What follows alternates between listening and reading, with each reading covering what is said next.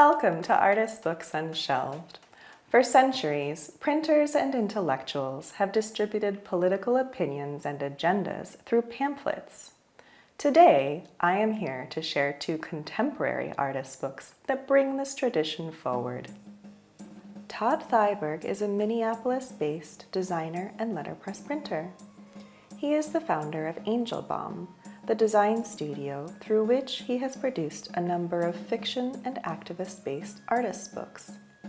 American Manifesto was Thyberg's second book. Coming off the heels of an intensive graphic novel, he wanted to create something smaller, an activist artwork in the vein of the political pamphlet. Thyberg published this in 2014, which to me already feels like a couple of lifetimes ago. However, his call to action seems even more relevant now. Each page overwhelms me with information. Instead of offering a clear path for my eyes, my attention skips around, taking in fact after fact about overconsumption and waste, economic disparity, and corporate and political malfeasance. The skillful layout and design of each page, however, grounds me as I take in all of this information. The tone, while serious, is interspersed with moments of levity, such as the big oops, pointing to births from unintended pregnancies, or the interjections directly addressing the reader. These remind me that there was a person on the other side of this book, someone who felt so strongly about the state of the country that he needed to take action using the tools and methods he knows best. A contemporary condemnation of American exceptionalism, American Manifesto is a direct descendant of the political pamphlets of American and European history. At the outset of the book, Thyberg states his intention to honor Benjamin Franklin and Thomas Paine's print activism. He even researched how much Thomas Paine's common sense would have cost in today's dollars, and aimed to make American Manifesto available in a similar price range. The quality of the design, paper, and letterpress printing are extremely high, but at $30, this book is relatively affordable to individuals with some disposable income. Making this book accessible to a broad audience was important to Thyberg. He told me he loves working in fiction, but also feels the need to produce activist work that makes a positive difference for humanity. American Manifesto is an urgent call to action. We must recognize the extent of our interconnectedness and the changes needed for a sustainable future. Where American Manifesto takes a broad view across America, Make the Earth Say Beans by Sarah Nicholl focuses on a smaller geographic space. Nicholl is a Brooklyn-based visual artist with an expansive, research-based practice.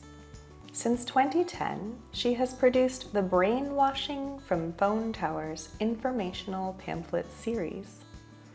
She currently produces 3 issues per year, developed around an annual theme, such as map-making or adaptation. Make the Earth Say Beans is the summer 2019 issue from the series. I am brought into an intimate space as I remove this gentle dos-a-dos book.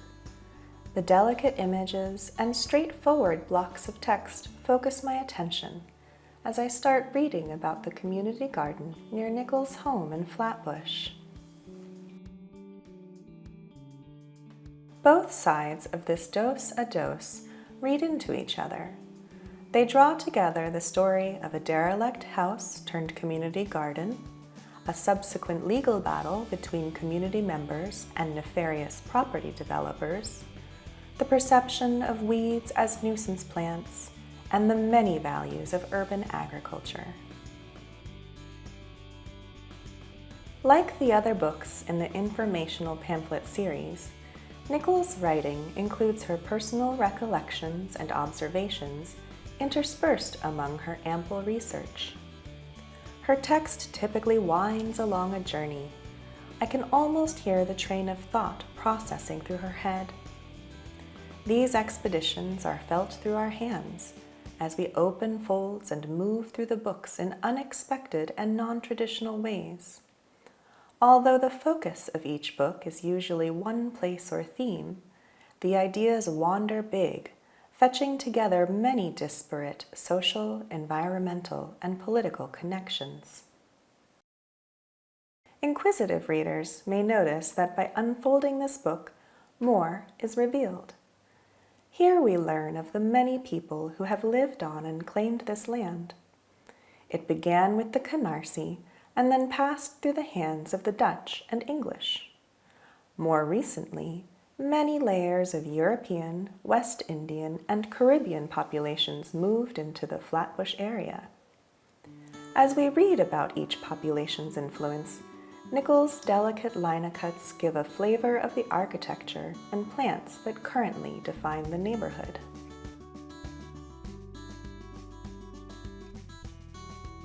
Many hours of labor go into the development and production of each pamphlet.